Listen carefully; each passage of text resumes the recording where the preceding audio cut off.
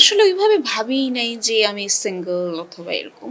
আমি আমার মেয়েকে বড় করতে যে একটা জিনিস বুঝেছি সেটা হচ্ছে যে আমি আমার বাড়িতে যে হেল্পিং হ্যান্ড নিয়ে মানুষটা রয়েছেন, আমার মা রয়েছেন, আমার বন্ধুরা রয়েছেন, আমার থিয়েটারে যে মানুষরা রয়েছেন, আমার যে কুকুর বিড়াল যারা আমি মানে আমার সাথে যে আমার বন্ধু সহোদর যারা রয়েছেন, আমি সবাইকে সাথে নিয়ে ওকে বড় করছি। একা সম্ভব নয় একটি শিশুকে মানে তার শৈশবটাকে কোনোভাবেই নষ্ট করতে দেওয়ার কোনো ইচ্ছে কোনো মায়ের নিশ্চয় থাকে না। তো সেই জায়গাটা আমি খুবই প্রথম থেকেই খুবই কনসার্ন ছিলাম। কতটুকু পারছি আমি জানি না, বাট আমি প্রতিদিন নতুন করে শিখছি এবং আমার শেখার আগ্রহটা কারণ আমার মেয়ে আমাকে প্রচন্ড সাপোর্ট দেয়, প্রচন্ড মানে মানে আমি তো বলি ও আমার মা। কারণ ধরেন আমি আরেকটা বিষয় হচ্ছে যে আমি যদি ভুল করি আমি সেটা বলি এবং সে কারণে ও ভুল করলে ওটা সেটাও বলে। আমি আসলে ওর সাথে খুব একটা মা মা আচরণ করার মতো জায়গায় নেই, কারণ আমি আসলে ওর মাঝে আমার বাবাকে খুঁজি, আমার মাকে খুঁজি, আমি সবাইকে খুঁজি এবং ও আমার মাঝে সেটা খোঁজে। সো